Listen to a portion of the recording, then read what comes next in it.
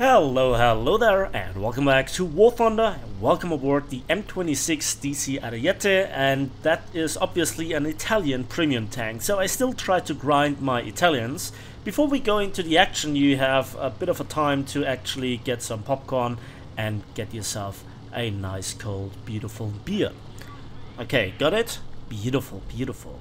Good boy. Or girl, whatever.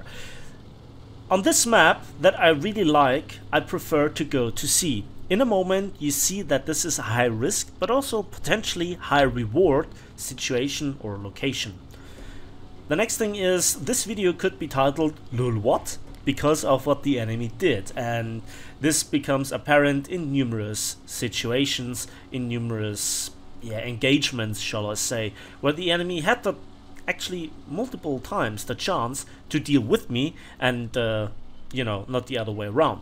Again, I like my aggressive, decisive gameplay to go in and, you know, not move with my team. While being in the herd has a lot of advantages, it also has the advantage that you can be flanked and encircled from multiple directions. So to be then on the flank and fighting for the flanking battle, even in a tank such as the M26, which is not known for its great mobility. It has some mobility, but definitely on the slower end. It feels very, very, slow, tired, having not a lot of engine power. That engine feels so bad. So here is actually my mistake. Underleading here the enemy Hellcat. And he's capping. So I think to myself, screw it, let's try my best. I have at least a little bit of armor, and he has practically no armor. I can kill the commander even with only the 50 cal, can blind him, and again just can wait for it. On the other hand, there is mostly somebody in B, especially if you're coming from the south. So he's not capping C anymore, and there is just only one location that now he can be in without me spotting him directly or seeing him directly. So I choose here the aggressive gameplay, and maybe I can just simply, you know, cap and then just putting the pressure on him while getting into a location where it's not so likely that I get shot from B. B is obviously then my final destination where I want to go, and there I actually, you know, my armor from the side holds off an enemy tank. You will not believe what tank it was that I actually managed to deal here with. The Hellcat sees me, but he's not running. I could cap here, but I want it all. I stop right, and I now disable his gunner and commander briefly. And due to his bad driving, he actually managed to get himself into a position where I had also enough time to then reload. I turn around while I kept the point, and then the tank shoots me again and tracks me while I was angled. It was a T-34-85. He tries to run for it, but I actually shoot him in the engine, and now he makes the massive mistake of not reloading but immediately extinguishing the fire. Big mistake, and so I had here the advantage before he could shoot. Good stuff. He should have waited for the second shot, which if he would have used the AP-HE-BC round and not the AP-CBC, what is it, AP-CBC round, yeah, correct, then he would have just practically lol-panned me.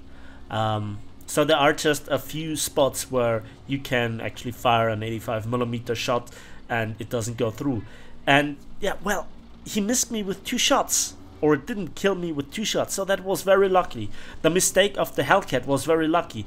That he didn't shoot me while I was hunting down the Hellcat in the back of the turret was very lucky.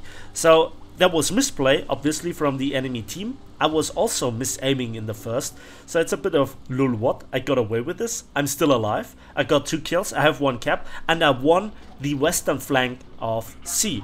That is great, that is really great. Yeah, some long range shooting here, but obviously that was never going to hit anything. So now this is the very, very risky part, the very high risk, hopefully high reward position. I want to go north of B, but not behind the rocks, but stand in cover of the rocks. So that is now the actual goal. So the T-44-122 got killed, which allows me now to push forward. Normally this ridgeline here is completely infested with campers and snipers and all the greatest armchair generals in the world. So I want to make the play. I never can stand still. I want the dynamic gameplay. I want the, you know, do something gameplay, not just sniping around like an absolute potato. Somebody now pings north of C, but I don't see anything, and I have to get out of this rather dangerous terrain. It's flat, it's open, I have no chance of getting into cover quickly, so I need to keep moving. I hear some planes coming around. Yeah, that's a friendly for a change. And when I have to say I want to, you know, still get the automatic, I mean, I really want to get the automatic. And hello there. So he has a stabilizer, but he didn't notice me. So yeah, the inevitable. Easy shot. You know, I noticed him, he didn't notice me. I'm in an unusual spot. Now, I heard something. And I turned immediately towards the stone, trying to get into cover. Let's see if the enemy doesn't notice, notices me. Nope. But there is a second one. A second T-3485. And, does he come out of... Okay, okay. I take it. Triple strike, ace, easy mode. The one beautiful thing here is that B is already captured. While this reduces my potential income in terms of civil lines and RP, which I'm still after, it also allows me to get into a position, probably unseen, where I, you know, can do a bit more, where I can create a crossfire. For the crossfire, you need the enemy to go one direction and then two of your team to, you know, span open a triangle, where the enemy cannot angle versus one tank, but to expose its side to another tank, if you know what I mean. And this is now very, very effective. I hear the tanks coming from behind. I cannot get shot immediately from the northwest spawn, so this is a great opportunity. There is still some action going on this ridgeline, and I estimate roughly 800 meters. Yeah. Okay, definitely up just above 800 meters. So I misaimed. And then something incredibly happened again. I got shot again by a T-3485 and it didn't go through. So I have no idea what's going on. And I can get into cover, into hard cover, which is very important. Wedge my tank even slightly up against a rock. And now I'm safely able to repair. So I'm literally between a rock and a hard place, because this T-3485 knows where I am, but he's engaging other parts of my team. And you know, you saw the little ping on the map, he actually got hit. And then I hear something behind me. And I see some action on the ridgeline.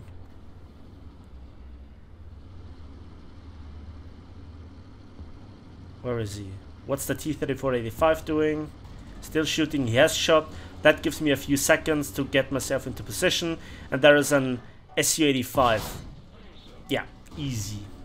6th kill, just like this. This is an incredibly powerful position. And this is also possible coming from the other side. Although getting into that spot is even more difficult. Obviously observing here the plane. Where is he going? Okay. That's bad. Actually, that C got now decapped. On the other hand, that gives me enough time for the battle. And that was a beautiful hit. Gunner, loader, track. That's an important hit. I go back. I remembered now the distance. I hit the engine, but doesn't cause a hull break. Okay, that's interesting. Despite it being a Hellcat, so that was a bit surprising. 7th kill. And look at that shot. I just see a few pixels. I keep the range and I ammo rack him. Yes, beautiful. And this is why you probably shouldn't keep your maximum ammo load. And this T-3485 also had no chance. So 9 kills just like this. Beautiful, beautiful, beautiful. I love it. And again, we are spectating here the planes doing their stuff, bombing and strafing. And again, also, versus a plane attack, you know, it's not so easy to spot me in quite that location. Then I spot here the M26 Slugger, and he had all the time in the world, but he seems a little bit AFK if you watch his driving. And he's tracked and he still turns. Okay, let's aim. Beautiful. Beautiful, beautiful, beautiful. So C is now secured. Right? Right? Turning the turret if something is there. No. And then somebody pinged the map and I saw there also the tank symbol south of C. Okay, I have to clear it. Now it gets pinged again. And there is the Panzer 470 repairing. Okay. Hello there.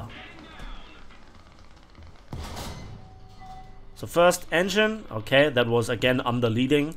That's a big weakness of me with those 88 or 90mm guns. And we get him. Beautiful. That was actually a funny crew knockout. Okay. So that was now 11 kills. And now I really hope to get into C. It's a real shame at this moment that I didn't activate a booster. Because whenever I activate a booster, I get a trash map up tier, you know, and just then try to flank. But then the enemy is immediately aware of me. I never get really big boosters activated when I have then games like these. What a shame. So already this is a great game. Now this is now late game and you can see that my team is distributed in a very well organized way. I have support coming towards C, there is somebody in B, 2 are in A, 1 is on the flank, and we have, you know, coming, we have support coming, reinforcements even. And I try to help here whatever plane is in the air with this plane, trying that they survive their head-ons. And the F4U tried some very weird maneuvers by the Focke-Wulf 190C and got killed. So that's good.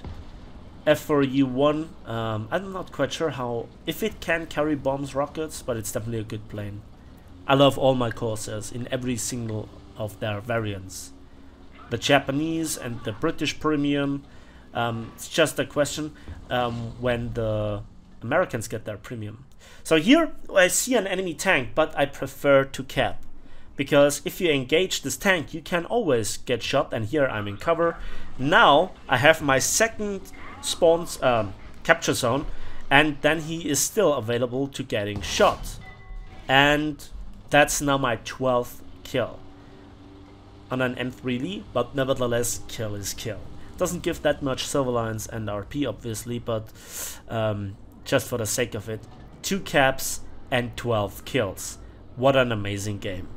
And yeah, let's just simply cut it here because nothing more happens. Finally, the really exciting part, and that is, let's have a quick look at the post-battle results, and we can see 135,000 silver lines and 16,500 vehicle research points due to, you know, doing a lot of killing, capturing 2 bases. Also look at the silver line income per capture zone and per kill.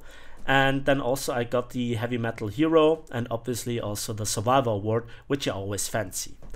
That was a funny lolwood match. I hope you enjoyed this. Let me know in the comment section if you have such experience as well, because that rather rarely happens to me. Thanks for watching, thanks for listening. Please give this video a like if you did, subscribe if you want to see more, and we'll see each other on the battlefields of War Thunder.